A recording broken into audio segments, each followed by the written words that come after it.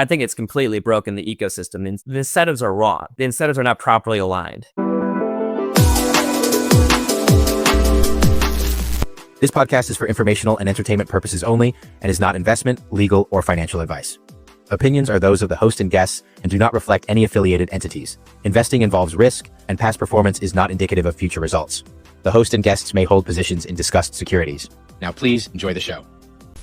Wilson, thank you so much for joining me today. Super excited to chat with you. All right, Wilson, you're the managing partner at Redefy Capital. Redefy is a hedge fund that operates a liquid token strategy and a special situation strategy. Previously, you worked at Oracle, a crypto OTC firm, and a crypto trading infra provider. All right, Wilson, I want to hear how you first got involved in crypto, and I'd love to hear about your experience at that OTC firm and the kind of the trading infra provider as well. Just to kind of give that background of your crypto kind of experience and context. Andrew, it's great to be on. Thanks for having me on. Yeah, so I guess I'll start at the beginning of how I got into crypto. I mean, I originally thought it was a scam about 8-9 years ago. With many people. But then I was challenged by a friend. He's like, why don't you buy Bitcoin? I'm like, well, why would I put my money into that? That's a drug money, blah, blah, blah. And then he's like, why don't you actually read about the technology? And so I started to do that about 7.5, 8 years ago. And buying crypto and buying Bitcoin and sending to a wallet for the first time, that was kind of a eureka moment of, wow, I just sent money from an exchange to a wallet. And it happened essentially instantaneously. So that was kind of like a holy moly kind of moment. And ever since that, I mean, I got back in summer 2017. I've mistakenly thought Ripple XRP was the future of finance and did quite well on that. And I made a lot of money in a short period of time. And then the crypto market kind of blew up back right around the end of the 2017 or beginning of the new year 2018. And that's when Bitcoin went up to 20K, from like 1K to 20K. And then back like 10 months later, Bitcoin was at like 3,300. And meanwhile, this whole time, most people are like, this is a total joke industry. This was a tulip mania. It's never going to happen again. Me, on the other hand, God bless Andreas Antonopoulos, reading some of his different books. I forget, the Internet of Money, I think it was called. It helped me become a true believer in the crypto space. So when everyone was telling me I'm crazy, still investing in the space and spending time reading about it a bunch, that some of the best things happened. We're starting to learn about Chainlink in July and summer of 2018, and getting into it really early and sticking around in the space when it wasn't popular, because it was all the rave. Everyone remembers I was at my first job in the office, and the only water cooler talk there was crypto, and half the people are like, just shut up, people. We don't need to hear about this anymore. But that really kickstarted my curiosity in the space. I was fortunate to do pretty well investing in the space, and I just wanted to work in crypto full time. And this is back in 2018 during the bear market, 2019 during the bear market, and there's no such thing as a job in the crypto space unless you're either a dev or founder. And I kept trying to go work for some of the crypto companies. There's just no money to be had. The space is kind of on its last limbs. And then COVID hits back in 2020. And I was working at a firm at the time, and they basically offered me, I could move internally to a different role, or I could take a severance check. And I said, screw it. This is March 2020. If the role's going more remote, in theory, that means it should be more digitally native. It should be more crypto focused and more crypto friendly. And so I end up taking the severance check, spend a couple of months trying to get a job at a different crypto firm that eventually opened a company, Shift Markets, that helped a lot of crypto companies launch crypto exchanges, build out DEXs, or a lot of different random one-off nerdy projects that need some devs to build out something. So had a good experience there, learned a lot in the crypto space. But one of the things that happened again is crypto goes in cycles, right? And back in 2021, crypto started having our boom year, and I'd done all right, pretty well in space investing. I helped invest some of my parents' money in the financial space, and then my parents were talking about their financial advisor, and the next thing you know, the financial advisor is like, "Can I talk to your son about crypto?" And so I'm having conversations with him during 2021 during the bull market, and he's like, "Wilson, all these people invest in crypto. How do you do it?" And it's like, well, if you're gonna do it, you gotta make sure you do it securely. Buy the crypto, put it in cold storage, save your private keys in somewhere safe, et cetera, et cetera. And we have a couple of conversations like this. And then eventually he kind of just looks at me. He goes, Wilson, I'm about 65. I'm probably retiring in about 2, 3 years. How about if anyone wants to invest in the crypto space, I just refer them to you and you take care of them. And sure enough, from there, that's what kind of was the genesis of the idea. I knew if I was to start taking other people's money, I want to get some good people around me. So got some friends in the space that have been around for a while, and sure enough, we launched up Redefy Capital, our long only strategy back in January 22, just right in the peak or the beginnings of a bear market. So it's been a fun run in crypto, and fortunate to be here. That's amazing. Wow. Okay. Your first fund was the long only liquid token strategy. And what was kind of the thought process around it? Was we're going to be focused on alts, we're going to be focused on large caps, or what was kind of the sub strategy of being a long only liquid fund? Yeah. So the thought process was this. I done and my main partner had done quite well investing in the crypto space, but the large caps, I mean, we're talking like Bitcoin could still be hitting 5 or 10x in like a really good year or two period. Altcoins historically, like in 2017, like every altcoin went up a bejesus a lot amount. And then 2021, if you're in the right sector, like DeFi, a bunch of them 10x'd. And so our thought process we launched in January 22 was we wanted to give our crypto investors a one-stop shop for crypto exposure. So a vast majority of it was long only. Some of it is in the DeFi space where we sell a good risk reward with yield farming strategies. And we really just want to provide crypto investors with a one-stop shop and get exposure to some of these new and up-and-coming projects. So a good amount of our book, though, depending on where we were in the market cycle, could be a good amount in Bitcoin. Like post after FTX collapse in November 22, we bought a decent amount of Bitcoin and Ethereum back the end of November and early December of that year. I really wish we just put everything into that then. But the thought process was that there was good risk reward in the major cryptos and the smaller cap cryptos. And we're fortunate and we've done pretty well here over the last 3.5 years or almost 4 years. But we were doing a dinner with some of our investors and prospective LPs and some of the guys that were looking at us that have been in the crypto space for several years. We told them a case study about a couple case studies. We were looking at like Morpheus or looking at Athena early on, what our thought process was and what the risk reward was. And we had one of the guys just raise up their hand like, Wilson, why don't you guys just do this? This is in May of 2024. He's like, I can get my Bitcoin exposure elsewhere. I can find my way to get some Solana or some ETH or whatever, but I don't know how the heck to do these different yield farming strategies or finding projects early on to put capital into. And I appreciated his comments and his advice. And it was always kind of an inkling of my partner when we launched in January 22. He's a crypto savant that's been in the space for 10, 11 years. That's done very well. And he tried to get me back in January 22 for us to launch a special situation fund in the crypto space. I was not ready for that, to be transparent. I thought it would be pretty good risk reward, but I didn't have as much conviction in the strategy. I mean, I knew it could be good risk reward, but I still saw the altcoin space is in the major cryptos is very good risk reward. And now that's kind of changed a little bit. We're now 3.5, 4 years into it. And I'm happy to touch on the state of things of where we've had our fund that's done pretty well. And now we're launching our new fund. It's a consistent thesis across both boards, if that's helpful. Yeah, no. Okay. So the token fund, are you switching from focusing on the token fund to the special situations fund, or what's kind of happening? Yeah. So the underlying thesis is that I essentially went back to my main partner back in the fall of last year, right at the end of like the meme coin mania. I had basically had the candid conversation with him. Is like, you don't really have an edge in the meme coins. Like the real people have edge in meme coins. A lot of them are KOLs, key opinion leaders, or people dumping on their followers, or things that we don't really ethically agree with or really understand or really want to be involved with. And so we essentially started the process about a year ago of I basically went back to my partner John. I'm like, we gotta start the process here of launching a special situation fund because I don't know I don't know how good the risk reward really is in the altcoin space.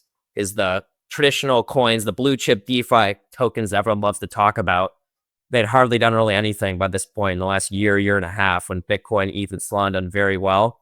And I think the underlying thesis is consistent where there's just so much supply of tokens on the market of VCs having new unlocks, new projects being created, new meme coins being created, and there's only so much bid. There's only so much bid to actually purchase these tokens or keep these prices up. And what we saw is that like the convexity of the risk reward profile of these altcoins was not that great. Where in really good years in the past, in altcoin times, you could get a 5 or 10x in a couple month period. And we were seeing like a slow grind 2x in like the bullish peak. And it's like, this doesn't seem like a long-term sustainable strategy. So we made the difficult decision over this summer where we've actually started the process of winding down our liquid fund. Like it's done well. We've made money and we just don't want to be stuck holding the bag. If we think that the altcoin space, it could be going down a good amount in the next 6 months to 2 years. Sure, we'd be moving to cash or be doing more DeFi strategies, but we want the ability to grow our capital in an effective manner. And so we thought about restructuring our first fund to allow us to short or to build out different strategies. And we thought it was just cleaner because we had some interest from some non-US investors. But let's just go through the total pain in the ass process of launching an offshore fund. So we take in some offshore capital and then as well be able to run different strategies they want to do that allows us to have the full flexibility, a special situation fund, to take on the market as it comes and as it grows in bullish conditions, neutral conditions, and bearish conditions. Okay, so for your token fund, the strategy essentially was trying to identify quote unquote good altcoins that had was fundamentally strong and some for some reasons, and then just go along those and kind of buy and hold. Was that kind of the rough strategy for that? There was some more trading involved, but it's pretty low frequency, the trading, where it's more thesis backed. Like we got into Bitcoin and ETH, like a good amount of it, like November, December 22. Solana back in summer 23, around like $25. And the underlying thesis was that we like the technology. We think it's a winner take all market, like in the layer one space.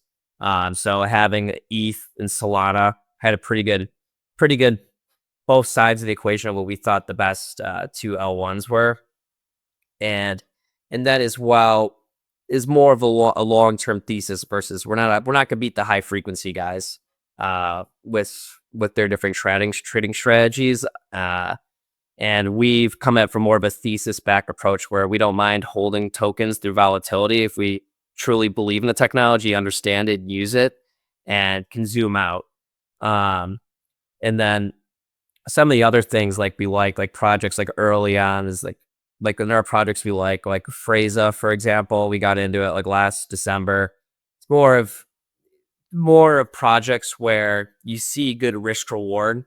It's like what's really helpful for us in our liquid strategy and when we launch our special stitch strategy at the beginning of the new year is that we've got very good deal flow from our friends in the space. Like myself, I've been active in the space. We're active in space for 8 years. My main partner, 10 years. We've got a whole network of our crypto nerd friends, our crypto founder friends, and also crypto projects and business side of things from my experience for the last 5 years working in this space. And so we built out a good network of colleagues and we've lived in the trenches for the worst of our hairline for a while, but it's allowed us to really get a good understanding of the market, where we see potential upside, where we see potentially good risk reward, and where we see likely pitfalls. And the whole premise of our fund when we founded back in January 22 is I want to keep redefining our strategy as the market evolves. So we don't want to be the project or the company or the fund that was only into tokenization back in 2018 or only into DeFi in 2021 or 22 in NFTs or 2024 into different perps. So there's all types of theses and metas that keep coming in and out. And we don't want to be stuck with our head in the sand when the market's evolving and changing on us. So having this forward thinking strategy or the ability to adapt as the situations change is really important because there's a lot of good risk reward when you're early in crypto. And the juice kind of goes from here in a good opportunity down to here when it's like a year or two later, once there's other funds running strategies. Oh, we're building out a DeFi fund now. The real time that we launched a DeFi fund was like in 2020 or 2021, or to have the ability to do that. Those guys printed money. There was so much money made like early on the DeFi space, and a lot of different DeFi funds come about in 22 and 23, and you missed out on probably some of the best risk reward in your first year or two. So our thought process is we want the ability because we're nerds primarily that use the technology, and we have our own thoughts and belief of where the space will go, and we want to play towards that. So would you say that the altcoin market is, or I guess like the crypto market broadly is like, as we knew of it, is it broken? Because if you're saying, hey, we're kind of bearish on altcoins broadly, like, and then altcoins are a huge component of the crypto market, is it completely broken from the past? I'd say absolutely not like 100% positivity. You can't guarantee something being right, but I think it's completely broken the ecosystem. The incentives are wrong. The incentives are not properly aligned, and that's the most important thing. I don't think people look at the underlying incentives for really any of these altcoins or these DATs or why people set up their funds or why people still keep their funds running. Like the incentives drive almost everything. I mean, I think it's Charlie Munger. He's like said, "Show me the incentives, and I'll show you the outcomes or likely outcomes." And I think people don't necessarily understand a lot of these different incentives or how these tokens are priced. People are starting to realize that wait, a governance token's worth $4 billion, or the FDV on it's $5 or $6 billion, and the governance token is just really the right to vote. Like there's no revenue going to the vast majority of these token holders. And so you might be buying a 9-figure or 10-figure, $1 billion business, a token, and there's a couple hundred monthly regular users of the product. And so we look at the crypto market, like we look at the top 100, honestly the top 1,000, I just see a lot of zombies walking around. And so I think there's several like good products that have been built out, several good businesses, but 99.9% of tokens in the top 10,000 are dog shit. Unless there's some sort of fundamental change, which I think will maybe happen with clarity, a positive U.S. legislation where revenue can start going to token holders. You can actually start to do some fundamental analysis of this is actually what a token's worth. The problem is though, with most of these altcoins, even if you do that fundamental analysis right now, the numbers don't line up in the slightest bit. The valuations are sky high, and the moon math is, what if you get this amount of revenue? Is I think keeping the prices up of these tokens, and also I think it's also another very large reason why we haven't seen these altcoins really nuke yet this market or this cycle is that I think it's like in cinema they call it a Mexican standoff, where there's 5 or 6 people pointing a gun at each other. And I think it's a lot of different liquid crypto funds and crypto VCs that are incentivized to keep raising big funds with the high valuations, and they're able to do that. They're bringing more money under their management, even though they're holding on to illiquid shit coins that if they wanted to sell their $5 million position, if they sold $50,000 of it, that would negatively affect the price probably several percentage points. And so I think the incentives are completely misaligned. I think 99.9% of altcoins are vastly overrated or overvalued. Yes, there are some that are very solid and good projects. And I think a lot of the fund structures that currently exist, and I think like if we kept our existing fund one strategy going, the liquid token strategy, like I think we'd be out of business in a year or two.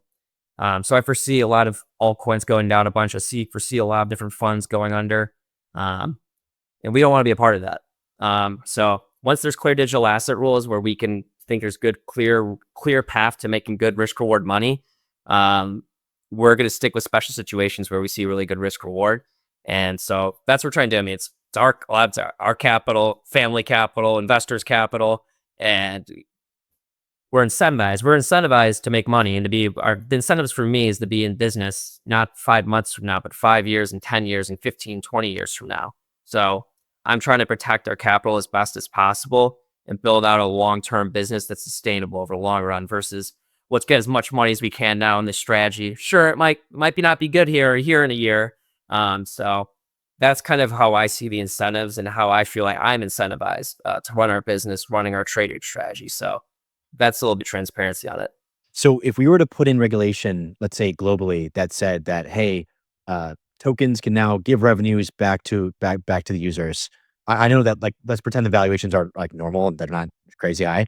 Would that fix the markets in your mind? Like, would that be like cool? Like, we are now at fair valuation, and the tokens now make sense from a fundamental standpoint. Like, we're good. Is that kind of the primary issue, or what is the primary issue that will fix this? Yeah, it's two prong, or maybe it's even three prong. The first off, the incentives are incorrect. The token revenue is not going to token holders, so it's not like a traditional stock and shareholders. So that's completely misaligned. If we get clear digital asset rules where tokens can get revenue, then that makes sense. Whether that's like an actual crypto project or some sort of like a tokenized fund strategy, that makes sense. You can actually do some sort of math on it and everything along those lines. Yeah, if we could basically fix the global the valuations, and so they're all much more normalized and make more quote unquote sense, and the revenues could be sent back to token holders, like, would that fix the token market? And you said three pronged. Yes, I believe at a fundamental level, I think that's very important. Is once there's clear digital asset rules, you can actually start to build a strategy, or you can actually allocate and understand where your money's going and where you'll actually make money. So you actually forecast of, all right, traditional firms can do traditional or fundamental analysis on these tokens, which I don't think they can do right now. And then as well with tokenized assets or different like tokenized strategies where you own some sort of real tokenized real estate or tokenized fund, et cetera, and you can get revenue go back to token holders. That's a viable vehicle, and that will make sense because I think everything will eventually be. You listen to Larry Fink just tweak out on CNBC or wherever. He's like, I think the whole world's gonna be tokenized, and I agree. It makes sense. Like you should be able to have liquidity. Like I'm sending wires around right now, and it's just like, why is this taking a couple business days to get something settled? And so there's a lot of value in 24/7, 365 markets. So I think eventually there'll be clear digital asset rules and that'll be figured out. But I don't want to hold my breath because that could be months to years before that's full ecosystem's built out from a regulatory standpoint and actually the investing landscape to make it make sense. So that would help from the legal standpoint. If there's clear digital asset rules, how do you build your project or how do you build your company in the crypto space that aligns with those incentives? So it's not just the team and the VCs have the abilities to dump their token on you, that they actually grow together with the token holders. So that's been an incentive that's just been completely misaligned thus far. Like you look at like Uniswap or several other projects that make money, make revenue, and it just really ends up going back to the private company, not the token holders. And it's the incentives are not aligned in the slightest bit, but the VCs are incentivized to sell the tokens because they can make a bunch of money off of it because there's retail people buying it, thinking they get the upside of Uniswap, which is up for debate of what upside they get from these governance tokens. And then second prong is that there's a bunch of zombies and dinosaurs that are crawling around right now, and just don't really see these things really ever coming back in terms of valuations. Like it's hard for somebody to allocate into a project that's been around or a token for, let's say, 3 to 5 to 7 years that went like this hockey stick up, hockey stick down, and then went up like a little blip, a little bit here up, and then just kind of slow bleed out. It's better token activation or market activation or just launching something new, which a lot of crypto projects have done historically. They've rebranded their token from one token to another to paint new charts because they're incentivized to do that. Well, why wouldn't we just say that we're rebranding our token to this name, and majority of the resale people buying it don't know the difference between their old project, their new project's tokenomic structure. So I think it's a total shit show, that area of where the incentives currently are, and there's a lot of people, a lot of money incentivized in a lot of these projects that they're not incentivized to wind them down because they're making a lot of management fees on them, and they could keep dumping their tokens on people slightly or slowly.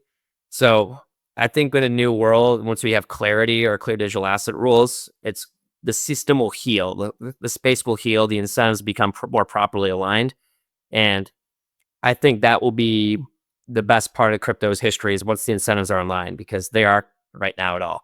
and that's slowed down crypto's adoption, I think, by a large amount. I mean, it doesn't help like the SEC going after crypto a bunch, but crypto didn't do itself any favors. So that's kind of how I feel about it. Incentives are everything, and they've been misaligned. I guess, do you foresee a situation where the SEC comes out and basically makes it much easier? I know this is hypothetical, makes it a lot easier for early stage startups to go public in some capacity, like kind of like a really cheap SPAC or something like that. And then it almost like tokens won't be needed, it almost decreases the need for tokens altogether. Because if the tokens are just going to be able to send revenue back to holders, it's like, hey, let's just like cut to the chase and let's just be able to launch on public markets and, like do that. So, yeah. What are your thoughts there? Yeah, I mean, I think it always comes down to listing. Where are you? Where's the marketplace? That's really all it comes down to, I think, at the end of the day. And I think that's been the whole DAT thing the mania of that the last 7 months is like April or so, or May. It's just really comes down to access. Like, where can you trade these tokens? I mean, most of these DATs, like majority of them are complete dog shit. It's like, should you be paying a large management fee for somebody just to buy some alt token or just to buy Bitcoin and store it? No, absolutely not. But it's been a good vehicle for people to get, like traditional finance people, to get exposure to crypto. Or there's actual value add in a regulatory side, like in Japan, for example. Like there, I'm not a tax advisor in Japan. From my understanding from my Japanese friends is, yeah, if you buy and sell crypto right now, like spot or on a crypto exchange, like you're looking at 50% tax rate. However, if it's treated like treated tax wise like a normal stock, you're looking at like a 20% in taxes.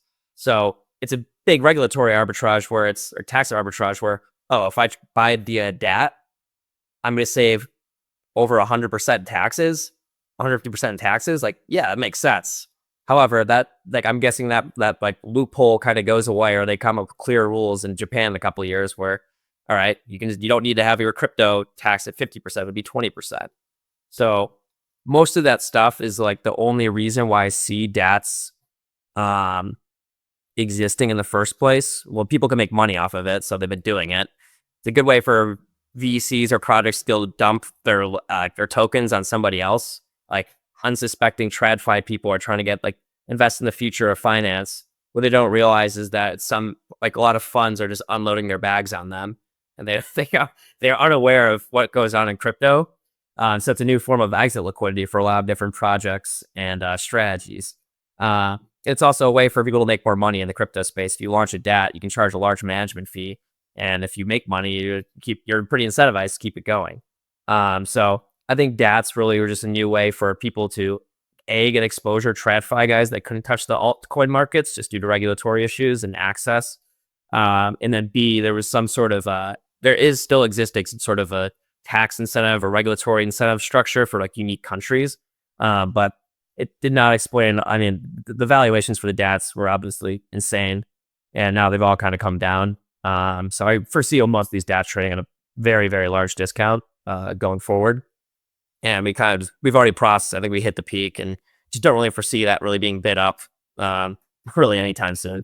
I mean, we're cutting rates and we're maybe doing QE, so maybe things will change. Who knows? Yeah, one never knows when QE comes to the market what might happen. All right, so you think that the crypto / alt market is fundamentally broken? How with the special situations fund are you going to take advantage of that knowledge and kind of take advantage of these this, I don't know, this brokenness in order to generate returns? Yeah, good question. Because my take on the market is essentially that the incentives are all properly misaligned. It's a lot of issues going on in this space. There's a lot of great things happening, but there's just so much. I think there's a lot of collateral damage of the good things going on with a lot of bad things, and I think a lot of these bad things are going to transpire over the next 6 to 12 months with funds closing down, DATs winding down, et cetera, et cetera. But there's still really good risk reward and a handful of different strategies we see in the space. Like some stuff we've done, and our fund one was backing projects early on, deploying stable coins to them. We call them DeFi liquidity bootstrapping. I saw on the podcast you guys had Edge Capital on. They're one of the biggest firms that do it. They've done very well in it. But essentially what it is projects, all these projects, they'll get funding, VC, right? They'll get the VCs to fund them, or they'll do a fair launch and they'll raise capital and they'll build out a product. But what they really need at the end of the day is they need users, they need liquidity. And sure, you can get retail to give you $5, $500, or maybe a couple $1,000s. And that's a lot of people you have to corral to really get a solid amount of liquidity on your platform. Whereas some of these projects, if we come to them and say, yeah, we'll give you somewhere from 500K USDC to $2 million in USDC, they're like, well, how can we get you in? And so this, we're able to get really good terms and really good risk reward, in our opinion, where projects are dying for liquidity. There's not enough people to provide them liquidity, and we kind of fill like a market void or a market need of providing liquidity to these projects. And the good thing is there's hundreds of projects that want liquidity. So it's not like there's only 10 to choose from. There's hundreds of us to evaluate and look at. And every single VC that's ever funded a project, they all want liquidity. Every project that runs a project, they all want liquidity. So it's plenty of our friends that run these projects, or plenty of people in our network that runs these projects or funds these projects. They all want our liquidity, other people's liquidity. And so we're able to provide them when we launch here. I mean, we've done it in our first fund, we've done it in our personal accounts.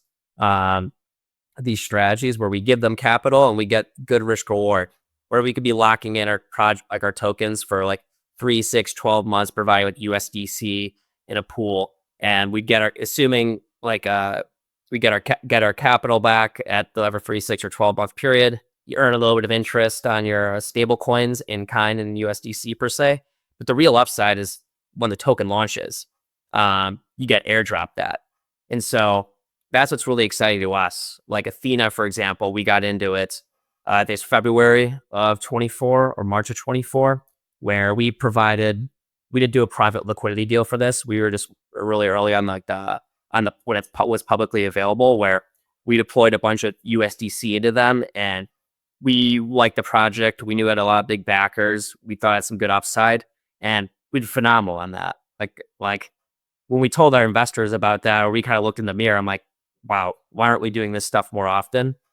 And that was kind of going inside with the altcoin space not booming as much over the summer, where it's like, all right, we need to get into these types of strategies that we can focus not all of our time, but a vast majority of our time of finding these projects, betting these projects, and allocating to them. So that's like some of the stuff that's like really interesting to us. And then there's all types of different stuff. Like the others, like that's what we like in like these kind of conditions or bullish conditions. And then there's interesting stuff like when things get bearish. We literally like Dow Treasury arbitrages.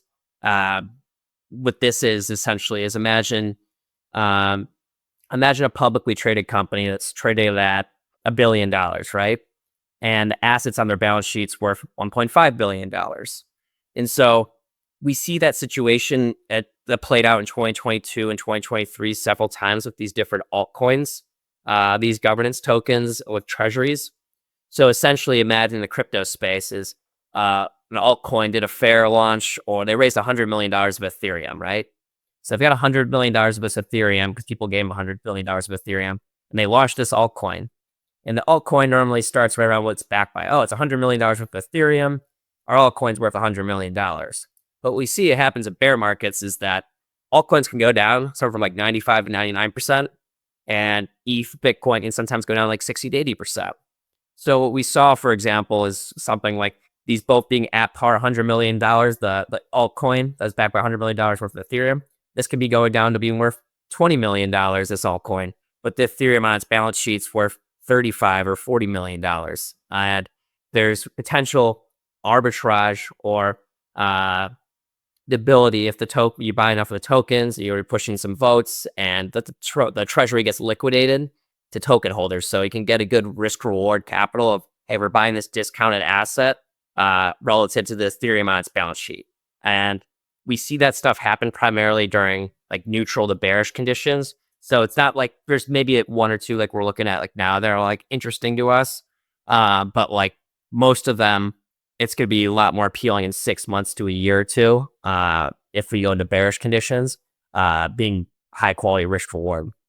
So those are two like the primary strategies that we like. And then stablecoin DPEGs as well. I mean, that's something we could maybe talk a little about later because there's a lot of wild stuff going on there.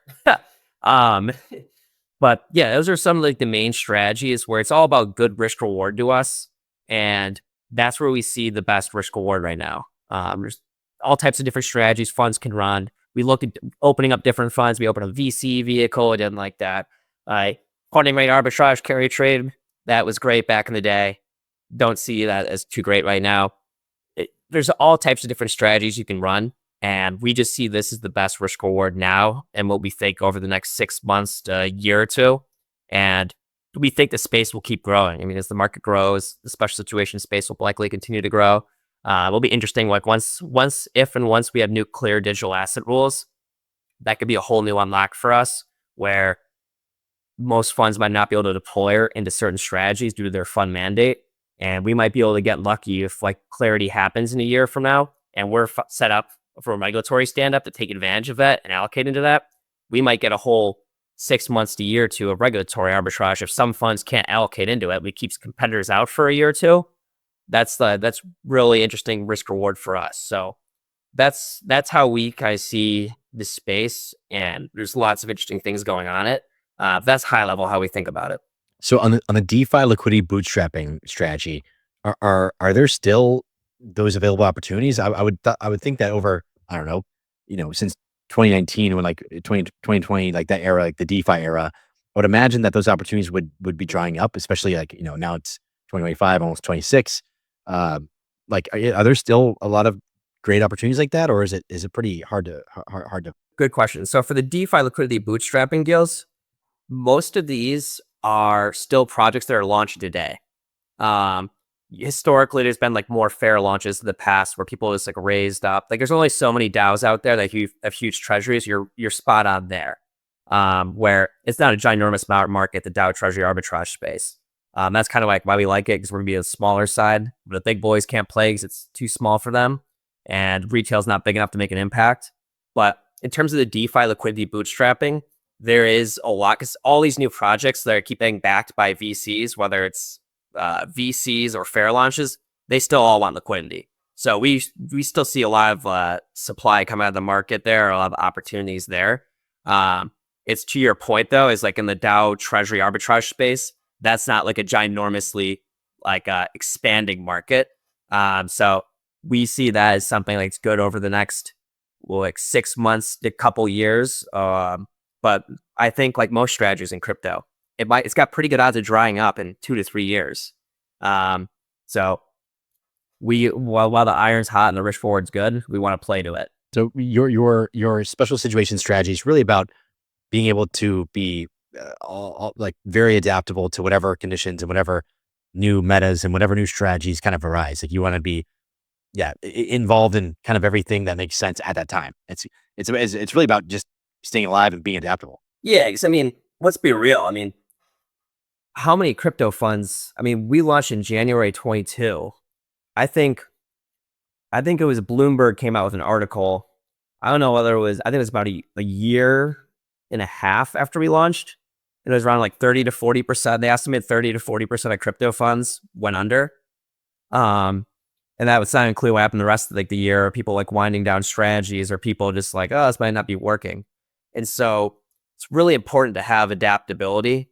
And I do believe, like, yes, it's good to have edge. I mean, our edge is on the tip of this spear where we understand, we have our own thoughts on how we can value these assets, so where they think money will flow into. And so that's good risk reward to us. But I'm concerned if you just say we're only funding rate carry arbitrage trade, right? Funding rate arbitrage trade, we're only DeFi. You really are setting yourself up to not be able to handle all market conditions. So I think that's why like a lot of the market neutral strategy have been able to stick around, or the high frequency ones, is because they can go regardless of market conditions. They're the only ones that have really had the staying power, I'd say, to like keep performing well in all situations, right? Relatively speaking. So I think it's about survivability. Like we're still in the Wild West here at crypto. Let's be realistic. We're in the frontier of the finance and technology, or the crypto intersect. And so it's really, how do you survive? Like if we're going from New York all the way out to California, it's a lot can happen in the from in the 1800s here in the United States when you go from New York to all the way to California. And it's like if you go to If you get stopped in Utah in an impasse of the mountain here, if you go left and you know you're about to get ambushed by somebody, or you go right and you're going to go walk through a valley and make it to California safely. If your fund mandate requires you to go left where the ambush is, even though you know you're screwed, you're just guaranteeing yourself, or very, very, very likely odds of shooting yourself in the foot and killing your business or killing your strategy or killing your returns. So I think it's almost negligent, honestly, to a certain extent, if you don't set up your fund to have some sort of flexibility.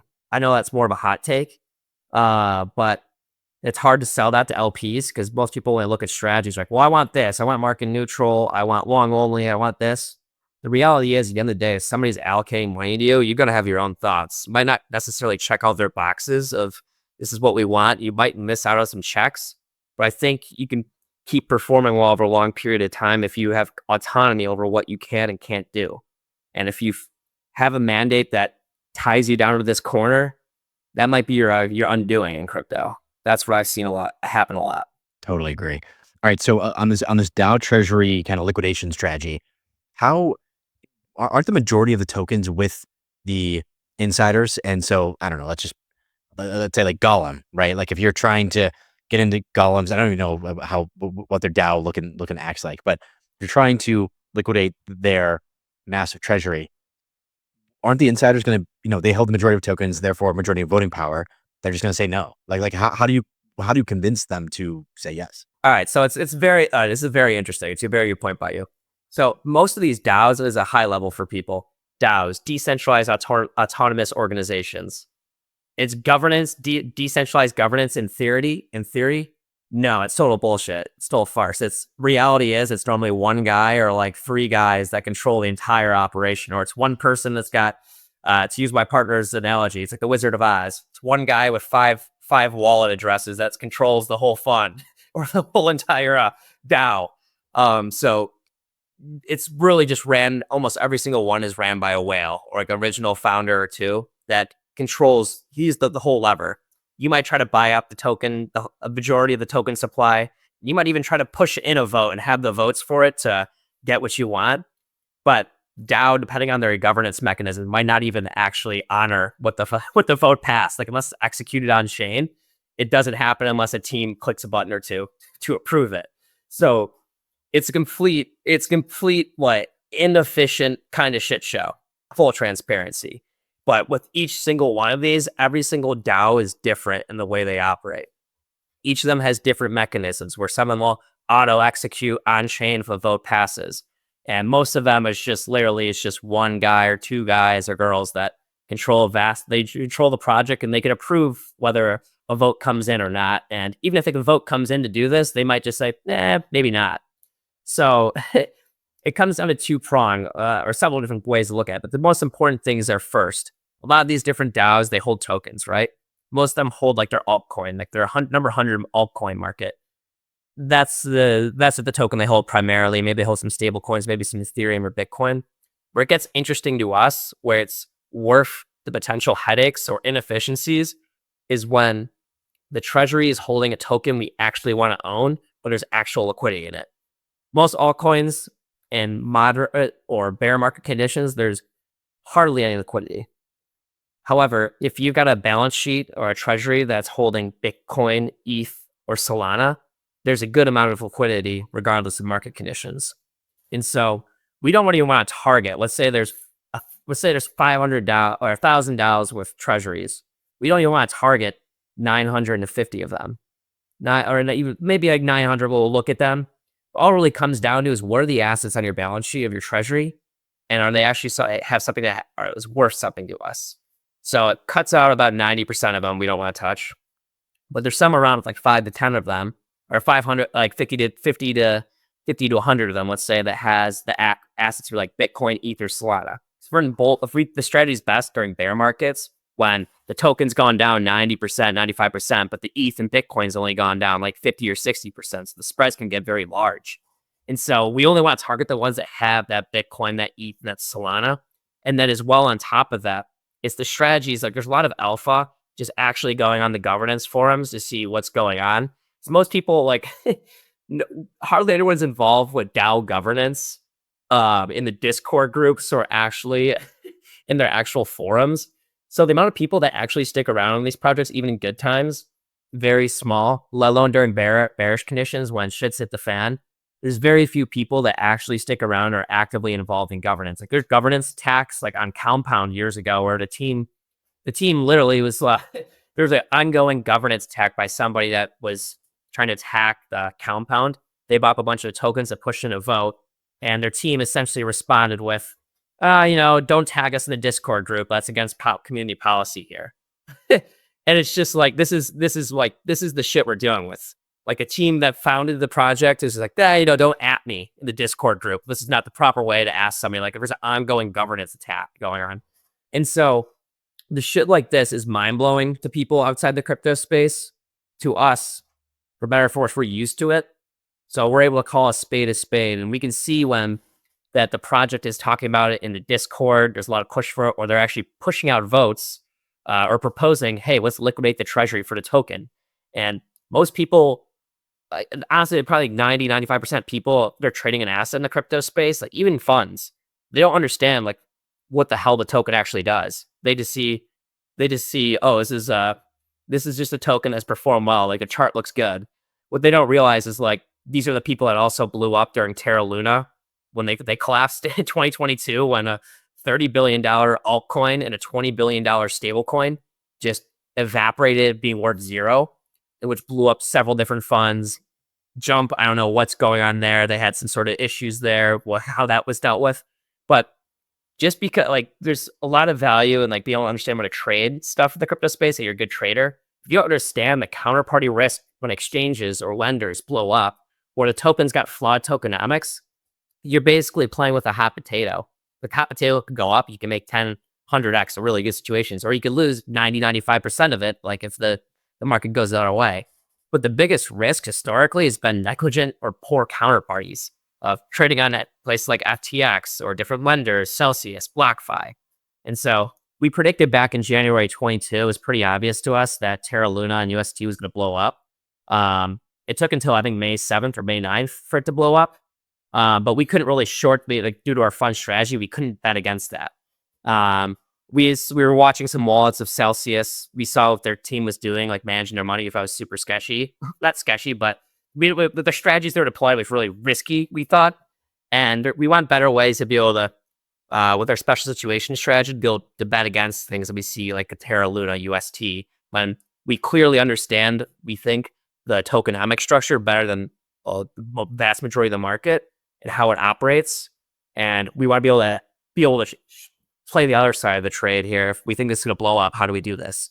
And so that's the stuff we understand well, what these stablecoins are actually backed by when we take time to research them and like what the risks are. And that's something that's really interesting to us. And it's ongoing right now. I mean, there's an issue going on with Stream right now. But I'll pause there because that was just a whole tangent about the wild shit going on in crypto. That was great and very accurate as well. All right, but before going into like kind of the stablecoin depegging, I want to talk to you about the, you're mentioning tokenomics and how most all coins are bad and going to continue to probably trend downwards. But like, what do good tokens and good tokenomics look like? There's not many good ones out there right now. I'd say think of just the way, at least, why would somebody own a token? We can get like, let's start at the baseline level. Somebody might own a token on the baseline level because they think a project might do well. They might understand what's going on. And they think they may have equity in it, so they might buy a token for that reason. And if things don't go well, then maybe you get rid of the token. And where I see like the real staying power is essentially like it's only at the top end where, let's say a project's built on top of Ethereum or Solana. Necessarily, if you want to build anything on the Ethereum ecosystem, a DeFi app, an NFT project, or some sort of application on top of Ethereum's blockchain, at the end of the day, you have to use Ethereum as the gas token. That's the toll you pay. It's the transaction fees are going to be used in Ethereum. So there's at least some sort of like a very, very extremely high likelihood that people are going to have to still keep using Ethereum, even though if they built 10,000 projects on top of it. Almost all these 10,000 projects, they're not using their governance token in order to like to do the transactions in the blockchain. They're always using Ethereum. So you can look like Optimism or Arbitrum, these different blockchains, essentially, where even though they're built on top of Ethereum and they have these different like Arbitrum token, Optimism token, like almost all these transactions, you'll still be doing ETH at the end of the day. And then same as well with Solana, being another layer one blockchain. If you build anything on the Solana ecosystem and it gets built out there, you have to use Solana to do your transaction fees. So that makes sense to me. You need at least need the token to do a transaction. Like that gives, like using gas. So it's literally like using gas. In order to drive your car, you need gas in your car. And then Bitcoin as well, I think it set itself apart as the narrative, the digital gold, and people, you can buy it as a currency hedge. I don't really want to talk about that. People listening to this podcast, they already know about Bitcoin, their whys, and everything along those lines. But outside of Bitcoin, it's really hard to justify the value of a lot of these tokens. Like it's interesting ones like Hyperliquid and other different tokens. What they do is at least something in terms like of value by the token holders is that they'll buy back their token and burn it. So let's say there's 1 billion tokens. They're using their fee revenue. Let's say it's $1 billion market cap. They make $10 million. They'll take $10 million they make and they'll buy $10 million worth of tokens off the market and burn them. So that basically reduces the supply. And so we've seen that as like, that's at least a value add in the token holder. All right. There's $1 billion in supply. Oh, wait, now there's only $950 million in supply because the project bought these tokens and they burned it. So like that at least is pretty decent. I mean, it's not great. I mean, no, that shouldn't be like the way like the system works in crypto, but that's just kind of a state of things are, where you have to do something like that, token buybacks and burn to reduce the supply to potentially increase the value of the token. But that's also, you're reliant upon the team to keep buying that token and doing the buybacks and burns, which is a big if, because teams can really do it. Because if you have a DAO, a decentralized autonomous organization, like we touched on earlier, it's governance in theory, historically. Like some people might vote in or try to push you to do something, but the other day, if the team doesn't want to do it, they're like, oh, we're in the middle of a bear market. We don't want to use all of our cash on hand here to buy our token. Well, we need to keep our cash on hand to stay in business a year or two. So the incentives are misaligned once again. So I don't honestly think there's really any good tokenomic structures out there, excluding Bitcoin, in the sense that maybe digital gold. Be sure like stuff's being built on the Bitcoin ecosystem, where people have to use Bitcoin to transact, which is similar like Solana and Ethereum. Like you have to use the Bitcoin to transact the Bitcoin network. That's at least some sort of value add. But those are the only ones that I think have staying power in today's day and age, unless there's some sort of revenue or some sort of revenue that goes back to token holders. Like there's not really many or any good models. Like some tokens are trying to do their best with the broken incentive structure, like how to make the most out of it. We'll buy tokens and burn them. But that's not a guarantee they're gonna do that in 6 months, a year or two. Like they're most likely not gonna do that potentially. If it's gonna wind down their business, are you incentivized to buy your token to make the community happy? Or are you incentivized to keep your equity holder happy of, hey, we're not gonna buy this token so we can be in business in a year or two? Yeah. Okay. So it's still kind of the still TBD as to what is the ideal tokenomics. Like we still don't know. Even buybacks are good, but not the ideal. Yeah, they're not great. We just need revenue to go to token holders. I think that this could be a lot of good risk reward, is that once there's clear digital asset rules, there's going to be projects that launch in like the $10 to $20 million market cap range, where they're making $1 million or $2 million in revenue a year, like say the DeFi protocol.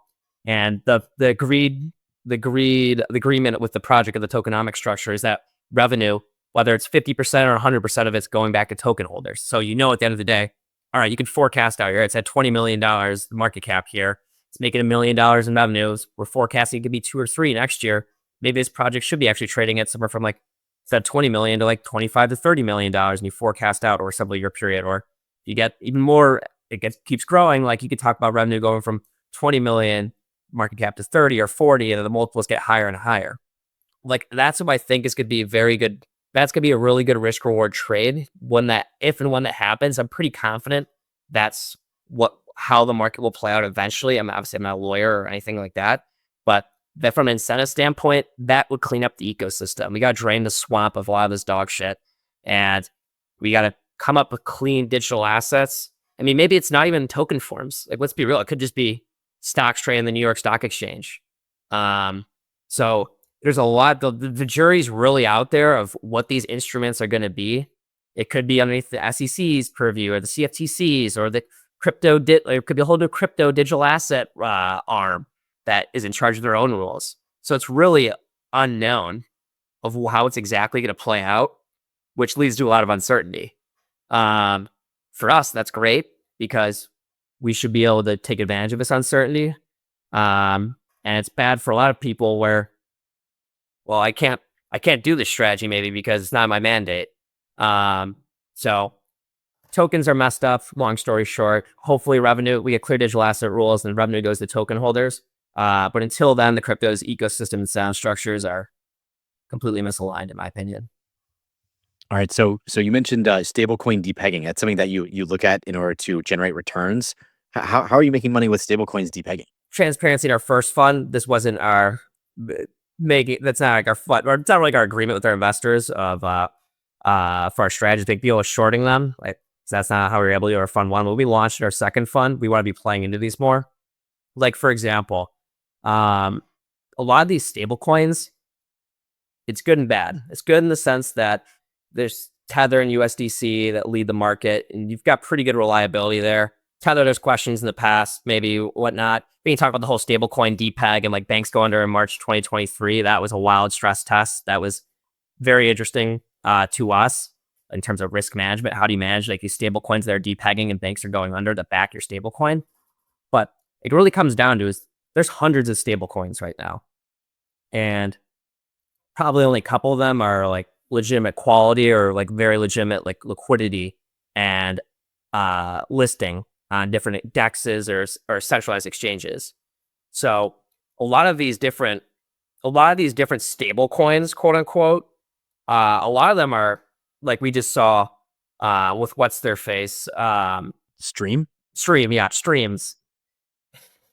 It's like there's all these bastardized versions of USD out there. There's like VEUSD, CEUSD, VXUSD. There's all types of these like rehypothecated shitcoin strategies that people are basically, hey, we're a stable coin in theory here, but we're really running a trading strategy in the background.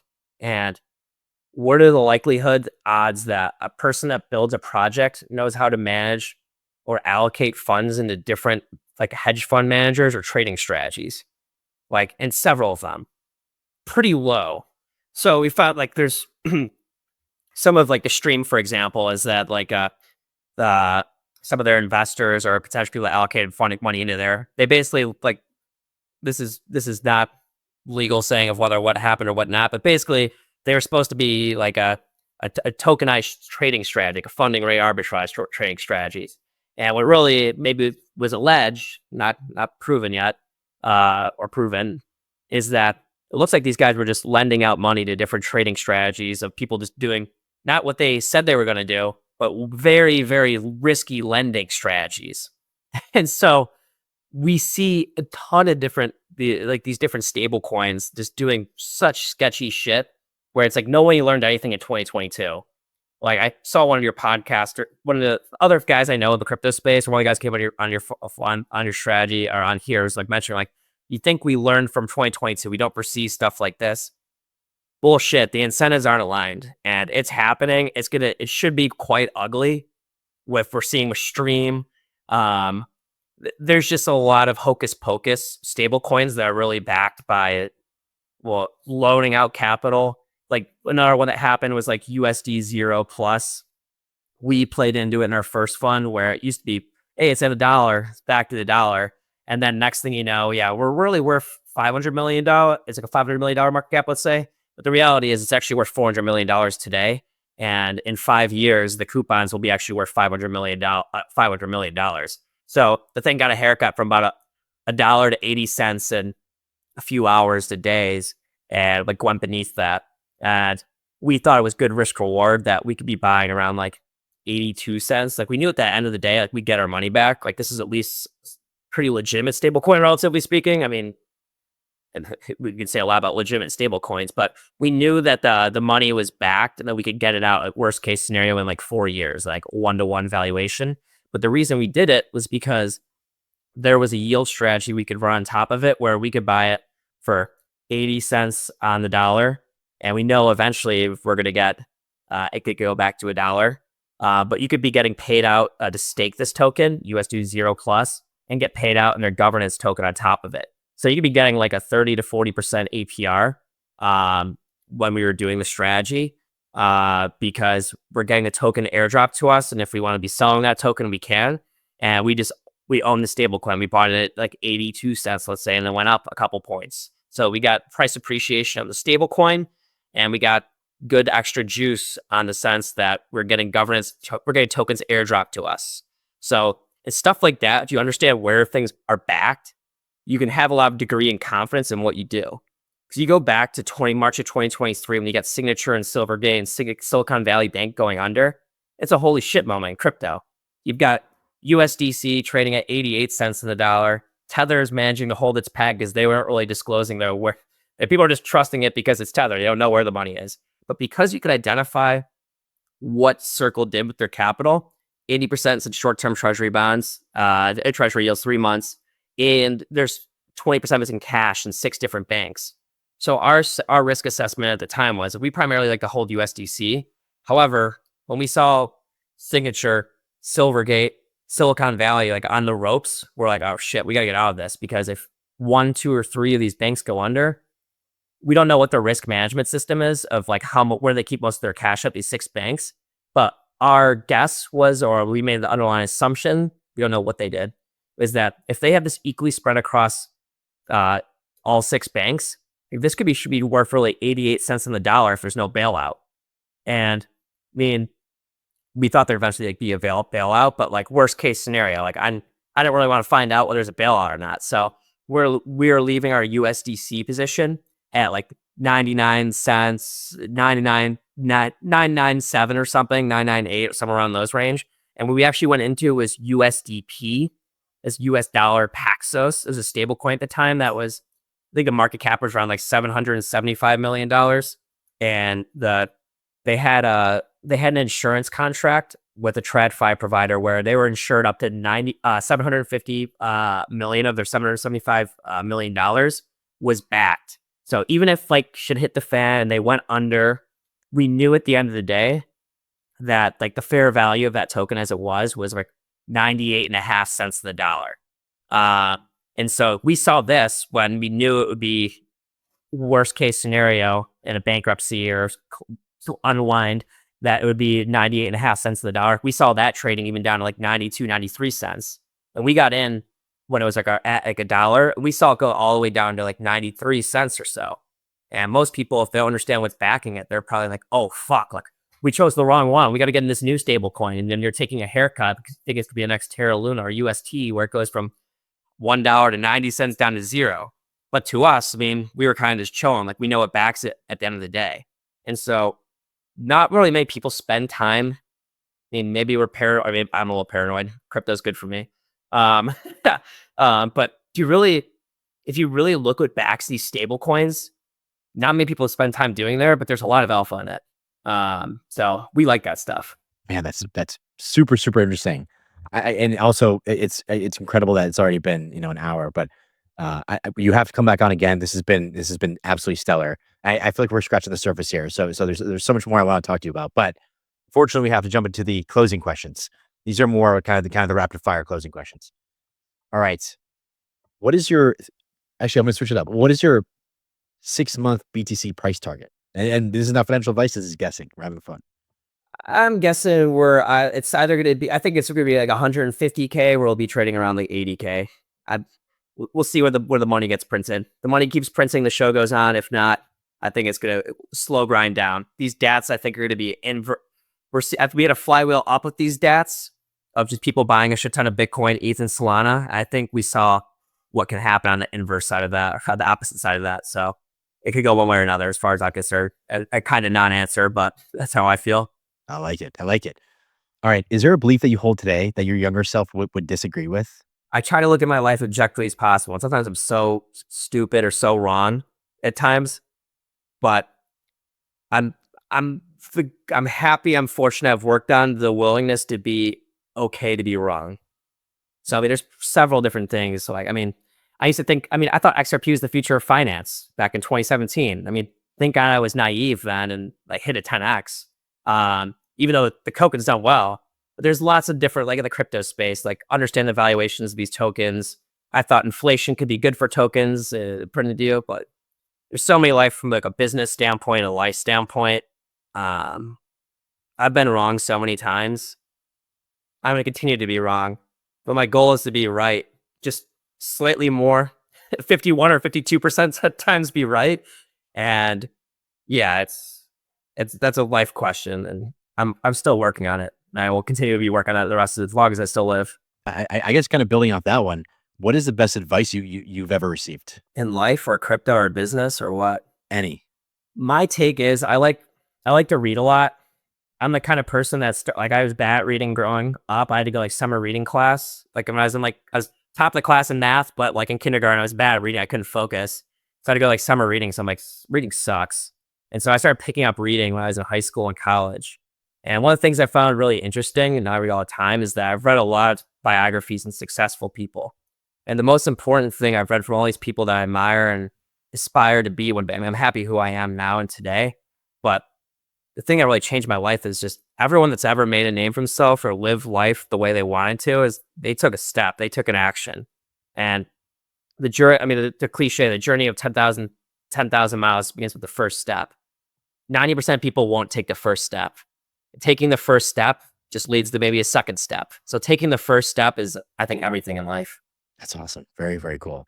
All right, here's the last one. Is there a book that is your favorite that had a big impact on your life? The book that changed my life, probably the most, that got me into self-education, self-help, was Think and Grow Rich by Napoleon Hill. I mean, now like 10, 12 years later, like there's like some, that's not fully known whether everything he said in the book was true or not, transparent. But I believe in his premise in the underlying sense that you have to believe in what you do. You manifest a reality by believing in it and actually taking steps towards it. I read all these stories about successful people in the 1800s and 1900s were quoted in that book, or their stories told, where it really just flipped the switch. It's like, if you want something to happen in life, you got to make the step happen. You got to believe in yourself. And that book changed my life. And there's many other books now that like I love. Like I gift out When Breath Becomes Air, or Shoe Dog by Phil Knight. Those are just like two of the best books or most real books I've read. But I could talk about books all day, but that's maybe not the point of this podcast. That's amazing. Wilson, thank you so much. This has been incredible. I'm looking forward to number 2 already. Where can people learn more about yourself and Redefy Capital? Yeah, I mean, our website, redeficapital.io. I mean, most of our like our social stuff is just me on LinkedIn, Wilson Veech. We're building, I mean, our business is scaling now. We're launching our second fund and bringing on some more people full time. So we'll be working on that, but hit me up on LinkedIn. You can get my Telegram from there if you want to talk shop, or get my email or whatnot. But feel free to go to our website, fill out something, or just shoot me a note on LinkedIn, honestly. Game to talk shop. Amazing. Thank you, sir. Awesome. Thanks, Andrew. Appreciate you having me on. Have a good one.